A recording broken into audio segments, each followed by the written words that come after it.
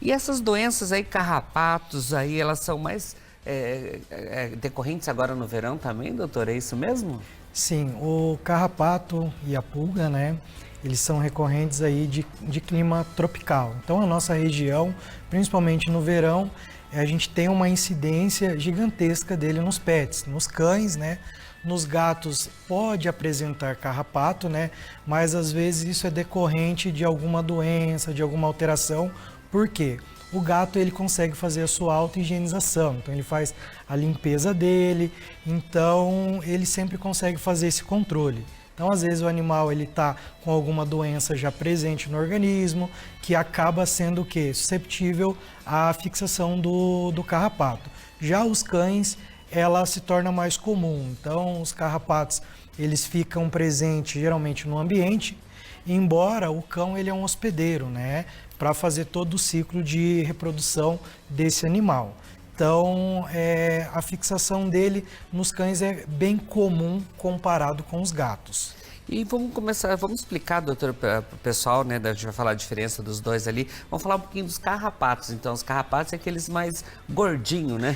Isso, a gente tem algumas classificações, né, dos carrapatos, eles são do gênero Arthropodes, né? Então, o carrapato Rhipicephalus, que acomete os cães, então ele tem, a gente consegue mais diferenciar ele. O carrapato pequenininho, um pouco marrom, né, a coloração dele ali, e às vezes o pessoal encontra e fala, olha, a gente tem um carrapatinho que ele parece uma jabuticaba, meio grandinho ali. Então aqui a gente já consegue diferenciar o quê? Que os menorzinhos são os machos, né? E os maiores são as fêmeas, e geralmente elas já estão na fase reprodutiva. Então, o animal, quando ele está fixado no cão, ali ocorre a fecundação deles, né? Então, ela vai depois ao solo, então, lugares, umidades com calor, grama, que é a principal incidência desses animais, aonde vai fazer a ovipostura, né? Os ovozinhos do carrapato vai ser liberado ali e depois essas larvas elas vão subir novamente para o cão, né? E ali ela começa a fazer o seu crescimento, volta de novo para o solo, né?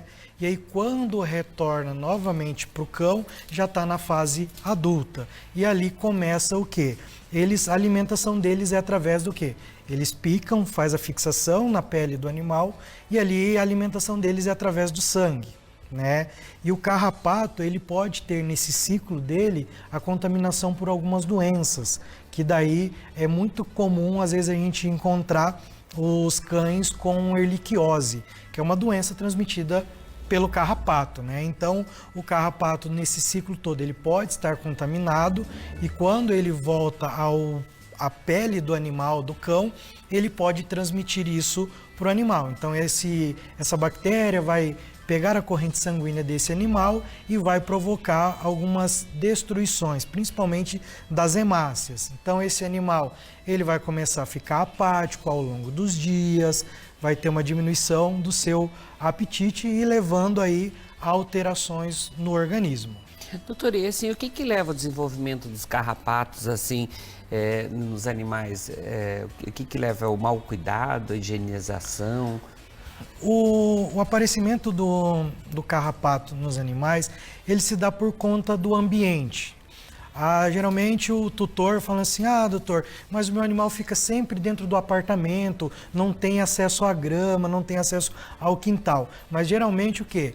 Todos os animais, o tutor tem costume de tirar ele para um passeio. Então esse passeio pode ser na esquina, que o animal tenha contato com grama ou com terra ali, que acaba o quê? Esse animal parando para fazer xixi ou cocô, e às vezes esses animais têm pelagem grande ou pequena. E o animal, o carrapato, ele pode subir, né? Às vezes o tutor tem costume de levar o animal no parque para passear no final de semana ou durante a semana, né? Então isso pode levar o quê? O animal ter a contaminação, ou seja, ter a presença do carrapato. E se não, e a melhor maneira de repente, de prevenir, cuidar, o que as pessoas podem fazer? Tem algum medicamento, alguma coisa que pode ser feito, doutor? A prevenção hoje para a doença do carrapato, primeiro ela parte pelo tutor da observação.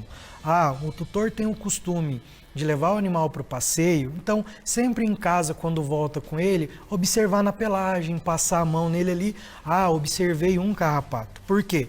Vale ressaltar que nem todos os carrapatos têm doenças como a erliquiose ou a babesiose que provocam uma alteração maior no organismo, né?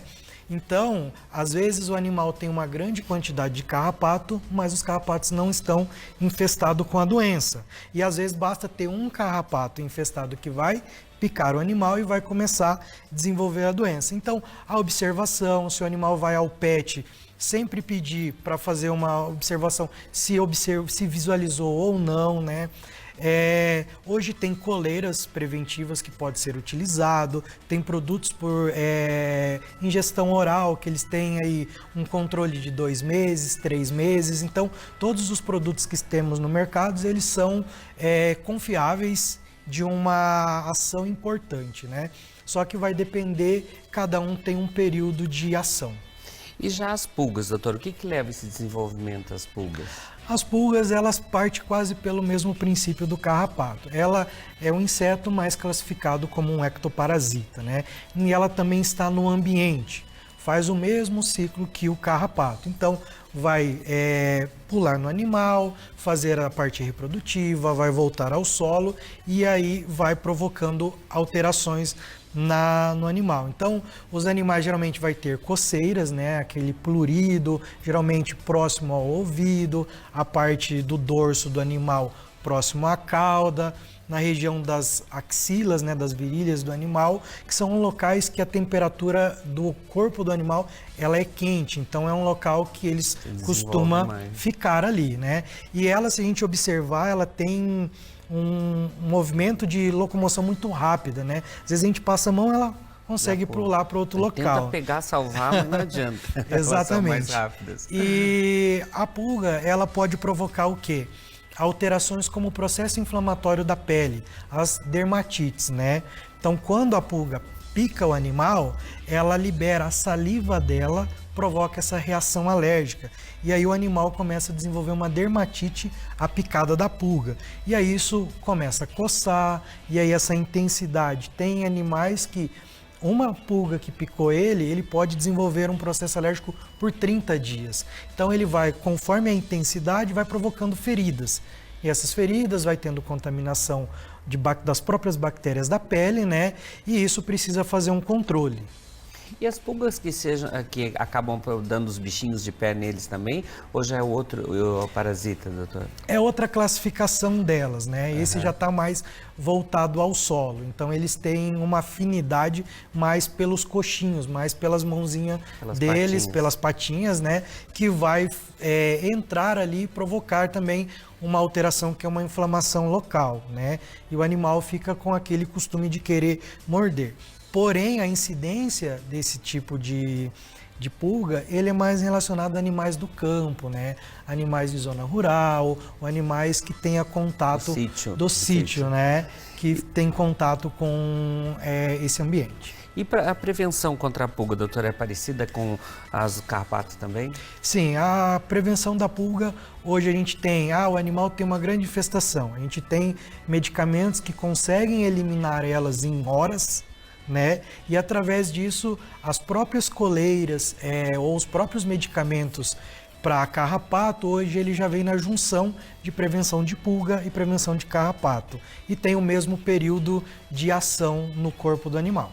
E agora no verão, então a incidência é maior. Então, o senhor vê mais na clínica as pessoas reclamando mais das pulgas e do carrapato com temperatura quente. Exatamente, porque a pulga ou o carrapato no verão ele tem uma capacidade de movimentar. A minha casa tem calçada, mas a casa do lado tem grama. Eles conseguem se locomover em longas distâncias e isso ter essa afinidade, né, de subir nesses animais. Tá vendo, gente? O negócio é prevenir e cuidar aí para fazer a prevenção. Quero agradecer. Obrigado, doutor, pelas dicas aí de hoje.